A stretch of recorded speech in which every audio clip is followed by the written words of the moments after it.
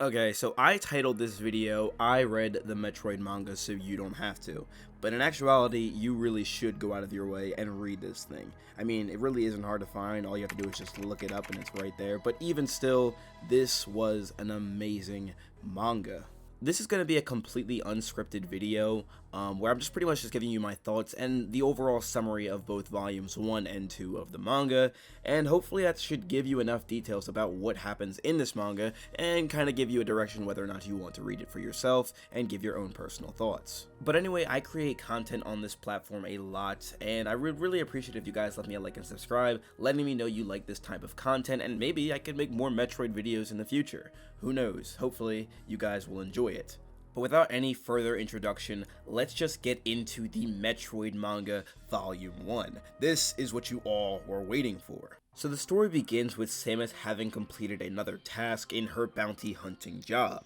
But as we know, she does not want to do this. She wants to spend her life living normally, as a normal human being, instead of hunting and constantly traveling the galaxies doing all sorts of crazy things as a bounty hunter. It's at this moment where we get a flashback from Samus, where it's the cosmic year of 2000, and the Milky Way was moving into an age of prosperity. You see, these planets came together to form the Galactic Federation, which can probably easily be summed up as like the space police. The flashback not only takes us to the cosmic year of 2000, but also to a planet known as K2L. And this planet kind of stores a really important energy source that connects all the planets, called a Floraltite. We also find out that Samus's parents, Rod Aran and Virginia Aran, live on this planet with her. It also seems like Rod Aran, Samus's father, seems to have a really high rank among the entire colony, as we see him giving orders to other people. Rod Aran is someone who truly cares about his job, as he even hasn't slept in weeks just trying to make sure work gets done. He's prepared to make a sacrifice or two, as his main goal right now is to make sure the Floraltite get to the caravans as soon as possible. But in doing this, he promises he'll stay healthy for his wife and for Samus, who we actually get to see now.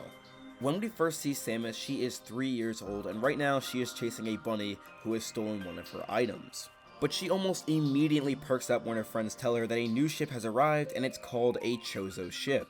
We see the Chozo as these people in dark hoods, and they're asking for Rod Aran to give them the Floraltite, but Rod reminds them that the Floraltite has been reserved for the caravans and he can't just give it away. A young Samus rushes in and accidentally knocks off the cloak off of one of the Chozo, and it's revealed that the Chozo are bird-like creatures. Samus is at first taken aback as she is kind of scared of what this creature is, but the Chozo person reminds them that there's nothing to fear. We look different, but on the inside, we are the same, as we both have a heart. The Chozo creature that Samus bumped into reveals that his name is Old Bird and wants to be friends with the young Samus, and of course, she agrees. Samus then drags Old Bird away, hoping that maybe he can help her get the item back that was stolen from her earlier from the small bunny. It is then we learn that Old Bird can't fly, and none of the Chozo can, as they lost their wings long ago. Old Bird does give Samus a piece of advice though, telling her to try to befriend the rabbit, and start with even giving him a name, and Samus comes up with Piankai. We're then taken back to Rod Aran, where he reminds the Chozo that there is no possible circumstance where he can give up the Floraltite, and the Chozo kind of just leave there, and Samus says her goodbyes to Old Bird. The moment that Chozo leave, they discuss amongst each other, telling them that the plan would have never worked, even if they had thought it out thoroughly. But Old Bird even says that we must not allow Metroid to remain unawakened. This is why they needed the Floraltite. Not long after, the space pirate team led by Lord Ridley has detected the Floraltites being in the destination that Chozo just left. So Ridley, along with a couple of other space pirates, are led to the planet K2L. And at this very moment, K2L has lost communication as something is blocking it in the atmosphere. It doesn't take Rod Aran very long to figure out that the space pirates are on their way, as they are after the Floraltite. Emergency alarms go off, everyone is in peril, and the space pirates finally arrive, and their goal is to slaughter everything in sight and collecting their spoils afterwards. So basically just going to kill everybody and then get the rewards after they kill everybody. While in the midst of destroying everything, the space pirates are completely loose, and Samus is on the hunt for her father and mother, and she really cannot find them. But eventually she stumbles upon something much worse, and that is the leader of the space pirates, Ridley. Ridley begins just looking at Samus as if not to really pay her too much attention, and then he's alerted that they've captured the facility and they've begun transporting the containers. The space pirates are succeeding in their mission with relative ease, but Samus has no idea what's going on, but she still wants to be friends with Ridley even though she's a little scared. Ridley looks at her for a minute and then says that she is so cute but that it's impossible because she is about to die at his hands. Samus' mother comes just in time to save her, and she actually catches the blow instead of Samus. She sacrifices herself to save her daughter. We then go back to Aran, and he has actually snuck himself onto the cargo ship of the space pirates, and he actually threatens to blow up everything, blowing up everyone on the planet, including the space pirates, just with a small gun and the fluorite right next to him. Aran goes through with his quest of blowing up all of the space pirates and himself in the process, shouting "I love you, Samus," and apologizing to Virginia. Ridley, shocked that his ship got caught on fire, also gets caught up in the blast as well. Not too long after, we see Old Bird as well as another Chozo species talking about how bad the devastation was to K2L, also recognizing that they did send a code to the Federation police. The two of them are led to believe that there are no survivors left on K2L, but out of nowhere, Samus and Piankai appear. This ends Chapter 1, and Chapter 2 begins, titled Destiny. Now, this chapter begins with Samus and everyone else there being exported to planet Zebes, or FS-176. Grey Voice and Old Bird get into a bit of an argument, with Grey Voice saying that we don't have enough resources to keep Samus alive, but Old Bird is saying that we should have just kept her here rather than just leaving her to die. Mother Brain appears and tells them that it'll be necessary to keep Samus restricted on Brinstar and Artaria. Samus enters the room where they're all discussing, and is given a bit of a scare because of Mother Brain's appearance, although she is told that Mother Brain will not harm her. We are also given a bit of information as to what Mother Brain is, and it is a computer interface that oversees the planet. Basically, their guardian. Mother Brain says that Samus would only last a couple of days on planet Zebes because of the harsh environment, although Old Bird says that they have no choice but to keep her. So in order to increase Samus's chance of survival, they infuse the Chozo DNA into Samus's body. 11 years pass, and we are seeing Samus in the suit we are all so accustomed to seeing her in. Samus is now 14 years old and is training for battle. Although at this current point in time, she really isn't all that strong as she's trying to figure everything out, missing almost every single one of her shots. Mother Brain tells Samus that the power suit reacts to her thoughts, but it cannot think for her, and she's not really having it. Although she is told later by Grey Voice that she doesn't seem to have her emotions into it, and she has to be prepared because she is going to be a protector of the galaxy. She knows this better than anyone after seeing her entire colony destroyed in the past. Samus understands everything Grey Voice is trying to say, but still runs away because this is something that she doesn't want to have to do. Not long after Samus is sitting on the mountainside thinking about her journey and her quest of becoming this future galaxy protector, an Ion Faria comes and joins her on the mountain, as well as Old Bird. The Ion Faria relaxes Samus and it reminds her of a butterfly, but Old Bird tells her that it absorbs moisture, ions it, and uses the energy to fly. Old Bird also tells Samus that they use the power of minus ions on planet Zebes as well. This is a concept that the 14-year-old Samus just doesn't understand, but she still apologizes about before, knowing that she has a duty, but she just does not want to have to deal with it. It makes her uneasy. At nightfall, Samus sees a whole bunch of Ion Farias and flowers, and she wants to join them, so she offers them juice.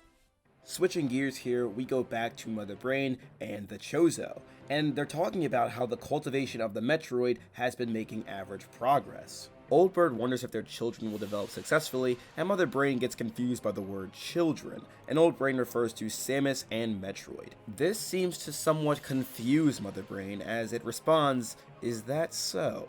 Later that night, Grey Voice and Samus run into each other, and Samus tells Grey that she found a whole bunch of flowers blooming in the valley, and Grey Voice freaks out, saying that those are badger clovers. The valley that the clovers were in gets immediately blown up, and Samus is wondering why this is happening, but Grey Voice tells her that this is a plant from another planet, and it is terrifyingly poisonous. Mother Brain reports that perhaps the only reason those clovers were there in the first place is because of a previous attack from space pirates in the past on planet Zebes.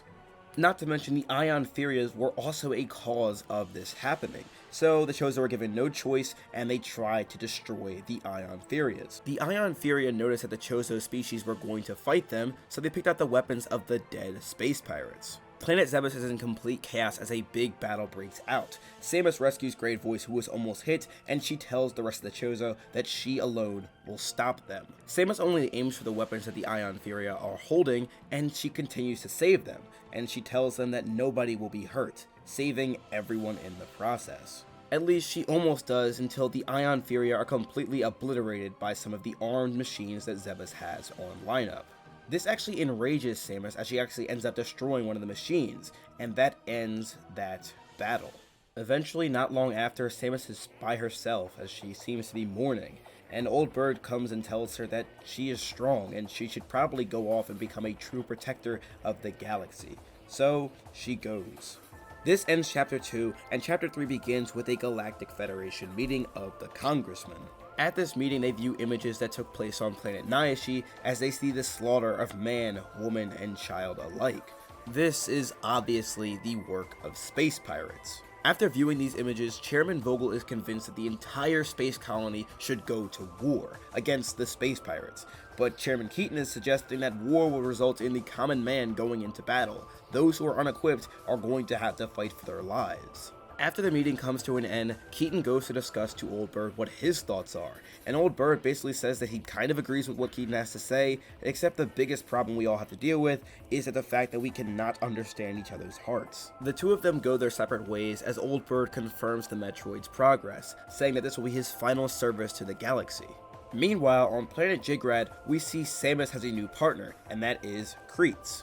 The two of them are working on a recon mission where they gather information on what is happening on this planet, as they see space pirates enslaving humanity. Kreets is already prepared to head back as they have already gathered enough information, but Samus on the other hand sees a child being enslaved, actually children being enslaved, and once one of them almost gets killed, Samus steps in. And Kreets is kind of freaking out knowing that they're disobeying orders and they'll have to write an apology. While Kreets is having this inner self conflict, Mawk jumps out there and continues to help Samus in the battle, and Mawk is their third member of the team. After seeing Mawk and Samus completely obliterate the space pirates, Kreets is driven to action, and the three of them really handle business. With only the space pirate commander remaining, Samus wants to end his life, and the only reason she doesn't is because of the crying child. In other words, the child that was going to die earlier that Samus saved, essentially saved her from becoming who she hates most. In wiping out all of the space pirates and ignoring all orders, she would essentially become a space pirate herself. As time passes, the three of them get chewed out by Chief Hardy, but only Kreets is really the only one listening.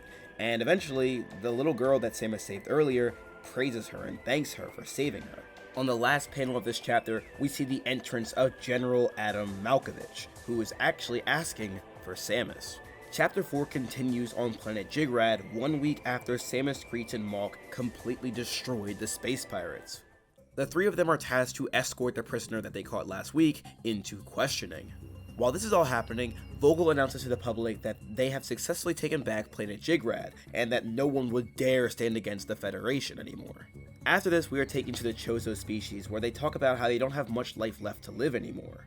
They also talk about how the Federation has no idea what kind of great evil they are up against. Old Bird talks about how on this unnamed frontier world called SR388, there is some sort of parasite that completely changes and destroys a creature, and it is called the X-Parasite.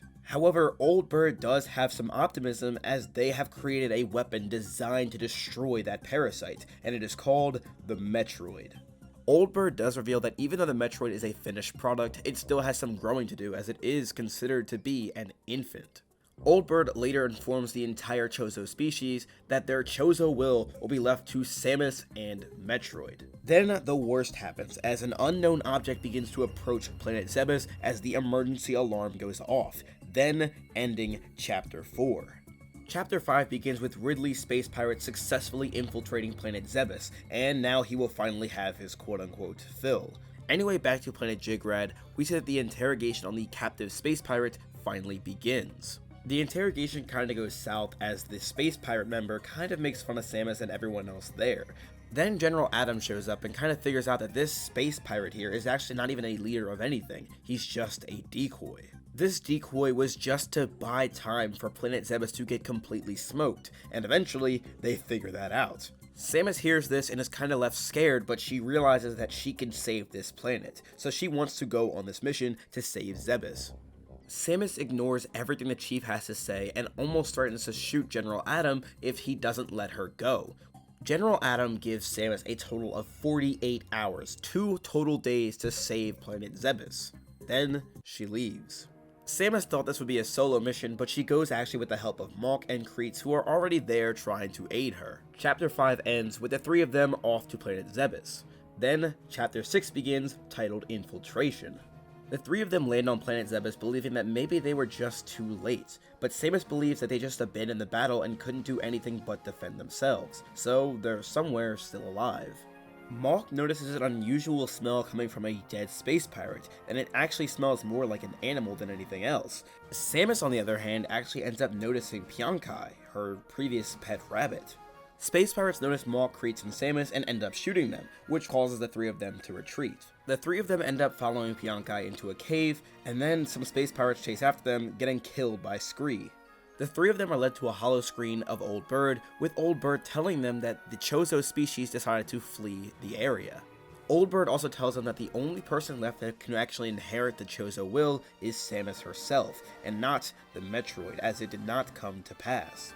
Old Bird actually ends up telling them later that they should actually just end up ditching the planet altogether, as there will be countless victims and prisoners. Although, Kreets tells Samus that their new mission is actually to save the prisoners who have been captured by the space pirates. In other words, they completely ignored Old Bird's wish. Samus goes on a solo mission to find Mother Brain, and Kreets and Mawk take Pyonkai to go save the prisoners. Samus heads straight to the Zebes terrain and finds a whole bunch of space pirates just waiting for her. Just when she's about to fight them all off, Gray Voice appears, telling her that there's nothing to worry about. And then, Chapter 6 ends. Chapter 7 is called Impact and it opens with Samus questioning Gray Voice. Why is he with the space pirates? Mother Brain and Gray Voice tell Samus there's nothing to worry about because they've entered a cooperative relationship with the space pirates. In other words, they are under their control.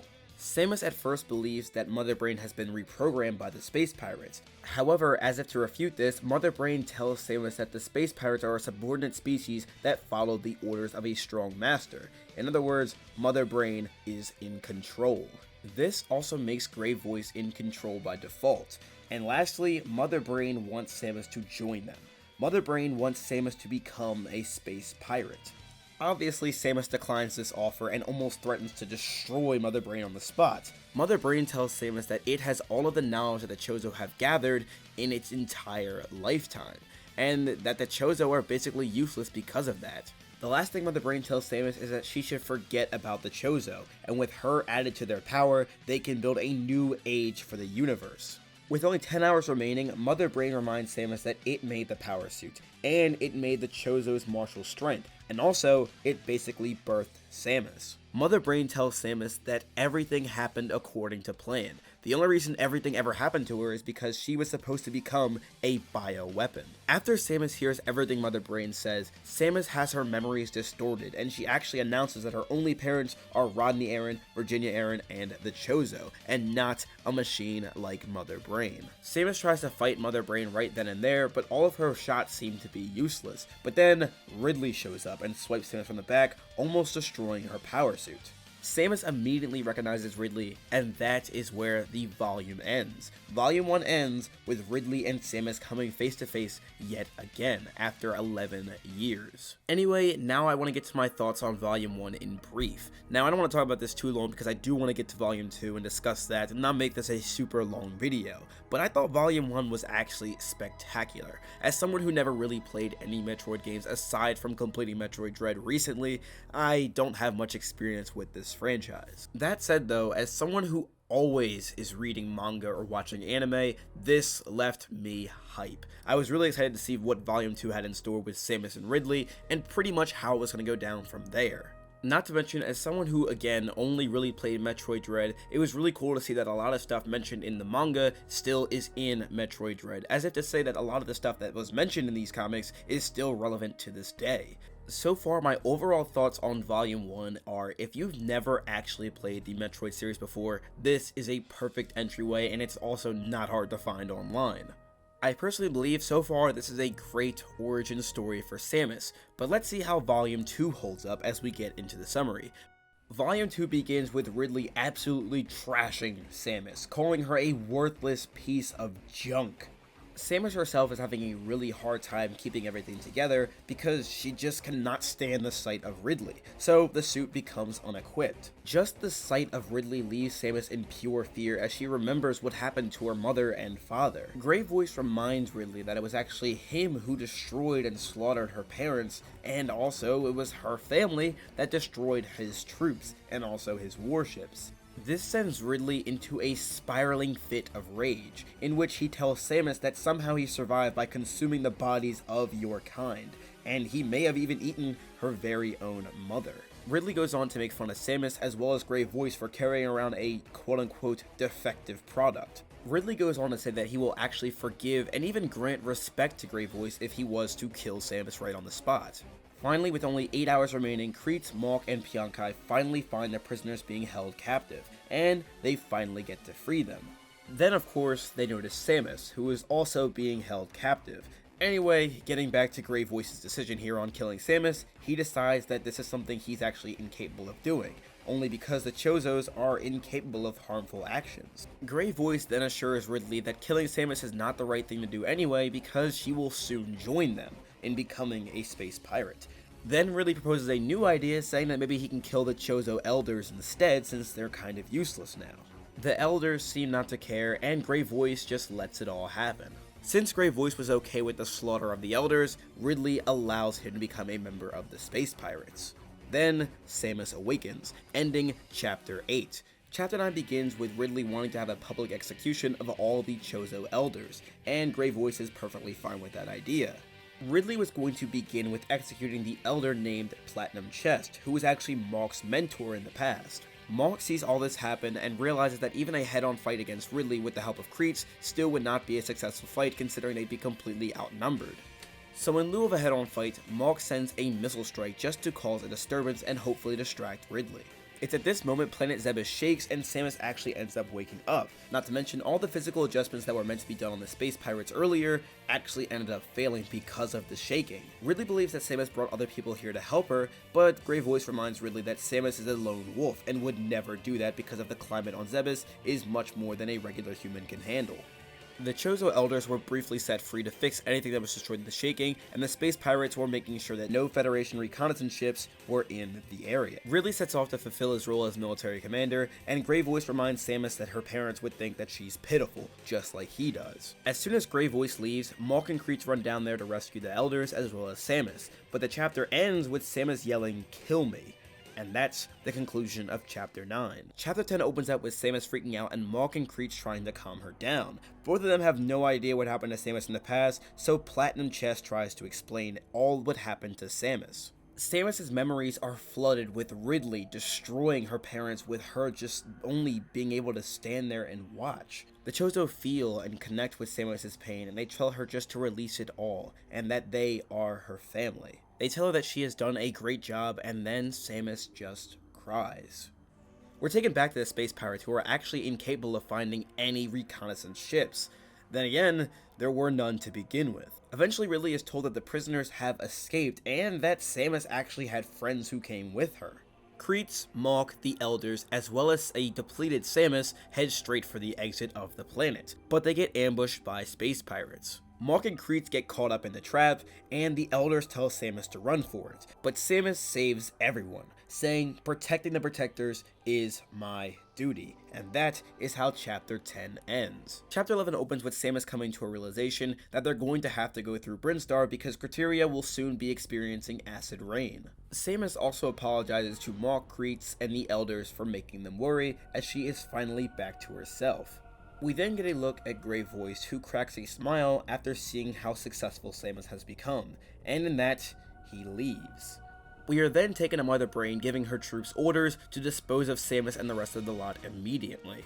Then Grey Voice breaks in wearing a new suit and actually is trying to destroy Mother Brain. However, since Grey Voice is a Chozo, he is experiencing a lot of pain and mental backlash just for trying to destroy Mother Brain. Chapter 11 ends with the battle of Grey Voice and Mother Brain, and Grey Voice even states that he has never once actually truly decided to turn on the Chozo, and he's only doing that because it was just an act, just so Mother Brain would accept him, and eventually he can betray her later. We also find out that Mother Brain was actually jealous of Samus and the ability to have life, and that is how Chapter 11 ends. Chapter 12 begins with Samus finding out the truth about Grey Voice and wanting to go back and help him. Kreitz also finds out that the ships are nearby and they can eventually escape soon. We also find out that the DNA used to make Samus part Chozo was the DNA from Grey Voice. So in other words, Grey Voice is kinda like Samus's dad. After hearing this information, Samus feels the burning desire to go back and save Grey Voice, but doing so would leave her friends in the dust. Her friends would be in an unarmed Chozo ship and likely get destroyed in a matter of moments. However, just seconds later, the pirates' mothership starts moving and the Federation army is on their way. This means that Samus, Kreitz, Mauk, and the Elders need to get out of there immediately. Meanwhile, we are taken away to Grey Voice and his battle against Mother Brain, and it turns out that he's actually winning this fight. Then Ridley shows up, hearing every single word that Grey Voice said, and calling him a traitor. Ridley and Grey Voice get into a fight that doesn't really last that long, as Ridley spears Grey Voice right through the chest. Samus and her team end up flying away from the planet, and they're trying to shoot off all of the other space pirate ships, but still can't manage to destroy them all. This takes us back to Grey Voice, who actually is able to escape Ridley's clutches and send off a giant missile to destroy all of the other space pirate ships. Out of sheer anger, Ridley puts the final blow on Grey Voice, with him entrusting his will to Samus. Samus and company are able to finally and successfully escape planet Zebes, and Samus even promises her father that she will continue to fight on. Chapter 13 begins with a few years passing, and those in support of Mother Brain, the space pirates, have grown in numbers. At the beginning of this chapter, we found out that Mauk is now a commander and also leading an entire squad. They find out that there's been all these people slaughtered, but no space pirates have been slaughtered in the process. Later at the Galactic Federation Hall, General Malkovich as well as Chairman Keaton discuss that Mother Brain is sending us a message, as the space pirates have performed 3 simultaneous attacks. Right outside the Federation Hall, we get a look at a woman in a fedora it's Samus. Samus also tells a young woman named Damara to keep her head up, as they are new entries into a new academy. Also, if you couldn't tell earlier, Damara is the girl Samus saved back in Jigrad in Volume 1. This should just kinda tell you how much time has passed since then. Anyway, during Chairman Keaton's inauguration, Damara tries to give him flowers as a token of their gratitude. However, Piankai notices there's something wrong with the flowers, and same thing with the woman in the fedora, as she actually leaps up onto the stage, and she even skids her way past several guards. Eventually, she gets caught and just yells to Malkovich to throw the flowers, as there's something wrong with them. And we see space pirates leap right out of them, and with their orders to kill Keaton. Damara tries to apologize for the flowers having a space pirate in it, but Samus tells her not to worry about it as it isn't her fault, and in 3 seconds, she destroys the beast. Chapter 13 ends with Samus acknowledging her new position to be a bounty hunter. Chapter 14 begins with Mauk having located Ridley's space pirate army, and Ridley even sees them as well, but he decides to ignore them, because his real target is Malkovich. We also find out that he has the power of the Metroid now. Back at the Galactic Federation Hall, Samus is given information on planet SR-388, and is told that Metroids are literally destroying everyone and everything on the planet. We find out that Mother Brain turned planet SR-388 into a fortress that no one can get to because of the power of the Metroids, as well as the space pirates. We're then taken to the Federation Academy, where Damara as well as her friends go to school, and they get encountered by some bullies and Piankai takes care of business. They also see that Samus is with Malkovich and the chairman. In this, we find out that Samus is tasked to go to planet SR-388 and stop Mother Brain, as well as destroy all the Metroids. And that ends Chapter 14. Chapter 15 begins with the students at the Federation Academy learning of the war, and also how they're all going to be ushered into it. We are then taken back to planet Zebes, where we see Ridley and Mother Brain plan how they will conquer the universe and rule it together. We also see Samus battle several different monsters on this planet, as well as Kraid, and actually end up defeating all of them. and promising that the future is better than anything that Mother Brain has in store. And that is basically how Chapter 15 ends. Chapter 16, titled Successors, begins with Samus seeing a vision of Grey Voice, and she's not sure whether this is the right thing to do, but she has things she wants to protect, and that's why she will stand firm. We are then taken to a battle between Ridley and Adam Malkovich. Although Adam's side is struggling, Ridley is looking to retreat. However, Adam wants to do everything in his power to prevent that from happening, just so Samus doesn't have to deal with him. Meanwhile, on planet Jamaru, we see Monk is trying to fight off a whole bunch of space pirates on his own, and Kreet actually ends up showing up to help him out in the end. The two of them spend a bit of time catching up while they're fighting off the space pirates, but they also promise to reconvene with Samus as soon as this party is over. Anyway, back on planet Zebes, we see Samus and Grey Voice are having a conversation about how Samus is now a bounty hunter and no longer a soldier. Grey Voice then gives Samus the Varia suit and then fades away. And then after this, Ridley finds Samus, and the two of them begin to battle. Samus tells Ridley that she's no longer the same kid anymore and manages to beat him in 3 seconds. It's also important to note that Samus pretty much came out of this fight unscathed because of the strength of the Varia suit. None of Ridley's attacks would work on it. The chapter ends with Samus finally seeing a whole bunch of Metroids as well as Mother Brain, and that's the end of Volume 2. Alright, so now finishing the Volume 2 summary, I now want to get into my final thoughts on Volume 2. And personally, I thought this was a great follow-up to what Volume 1 had, and a lot more action with it as well. I found following the growth of Samus' character overall to be really enjoyable. Her character has always been brave since the very beginning, but it got much stronger towards the end of the series. She became someone who could finish a fight in a matter of 3 seconds, whereas before, she would just kind of take her time with it, but now, it's seeming like she's almost unstoppable. I'm not sure if we'll ever see another Metroid manga in the future, considering this came out in like 2004, but if we do, I would love to read it. This has been an amazing experience, and now I feel like I'm more invested in the Metroid series. What's going on, guys? Thank you all so much for sticking around to the end of the video, but now I want to hear from you. What are your thoughts on the Metroid manga? Have you read it before? Have you never read it? Or are you going to check it out? Let me know all your thoughts in the comment section down below. I'd love to check them out. But anyway, I want to thank my amazing channel members. Thank you all so much for supporting me and my channel in creating the best possible content that I can create. Without you guys, videos like these would not even be possible. Thank you all again so very much. I praise the Lord for y'all every single day. If you want to become a member of my channel, there will be a link in the description down below. But if you want to support me through other means, leaving a like, comment, and subscribing would go a super long way. But anyway, thank you all again so much for watching. This is SONICSTA signing out. Have a super blessed day, y'all. Why are you playing that trash?